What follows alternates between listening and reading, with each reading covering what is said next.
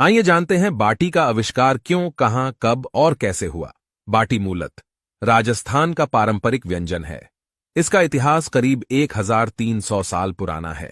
8वीं सदी में राजस्थान में बप्पा रावल ने मेवाड़ राजवंश की शुरुआत की। बप्पा रावल को मेवाड़ राजवंश का संस्थापक भी कहा जाता है। इस समय राजपूत सरदार अपने राज्यों का विस्तार कर रहे थे। इसके लिए युद्ध भी होते थे। इस दौरान ही बाटी बनने की शुरुआत हुई। दरअसल युद्ध के समय हजारों सैनिकों के लिए भोजन का प्रबंध करना चुनौतीपूर्ण काम होता था। कई बार सैनिक भूखे ही रह जाते थे। ऐसे ही एक बार एक सैनिक ने सुबह रोटी के लिए आटा गूंथा, लेकिन रोटी बनने से पहले युद्ध की घड़ी आ गई और सैनिक आटे की लोइयां रेगिस्तान की तपती रेत पर छोड़कर रणभूमि में चले गए। शाम को जब वे लौटे तो लोइयां गर्म रेत में दब चुकी थीं। जब उन्हें रेत से बाहर से निकाला तो दिन भर सूर्य और रेत की तपन से वे पूरी तरह सिंक चुकी थीं। थककर चूर हो चुके सैनिकों ने इसे खाकर देखा तो यह बहुत स्वादिष्ट लगी। इसे पूरी सेना ने आपस में बांटकर खाया। बस यहीं इसका आविष्कार हुआ और नाम मिला बाटी। इसके बाद बाटी युद्ध के दौरान खाया जाने वाला पसंदीदा भोजन बन गया। अब रोज सुबह सैनिक आटे की गोलियां बनाकर रेत में दबाकर चले जाते और शाम को लौटकर उन्हें चटनी, अचार और रणभूमि में उपलब्ध ऊंटनी व बकरी के दूध से बने दही के साथ खाते। इस भोजन से उन्हें ऊर्जा भी मिलती और समय भी बचता।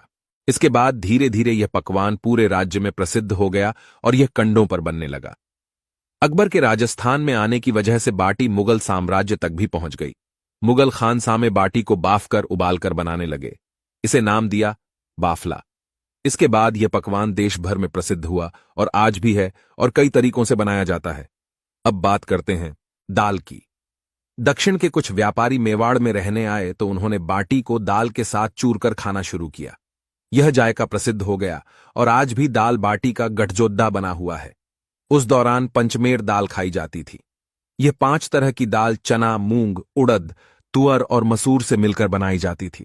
इसमें सरसों के तेल या घी में तेज मसालों का तड़का होता था। अब चूरमा की बारी आती है। यह मीठा पकवान अनजाने में ही बन गया। दरअसल एक बार मेवाड़ के गुहिलोत कबीले के रसोइये के हाथ से छूटकर बाटियां गन्ने के रस में गिर गईं। इससे बाटी नरम हो गई और स्वादिष्ट भी। इसके बाद से इसे गन्ने के रस में डुबोकर बनाया जाना लगा। मिश्री, इलायची और ढेर सारा घी भी इसमें डलने लगा। बाटी को चूर कर बनाने के कारण इसका नाम चूरमा पड़ा। वीडियो अच्छी लगी हो तो लाइक करें, फॉलो करें।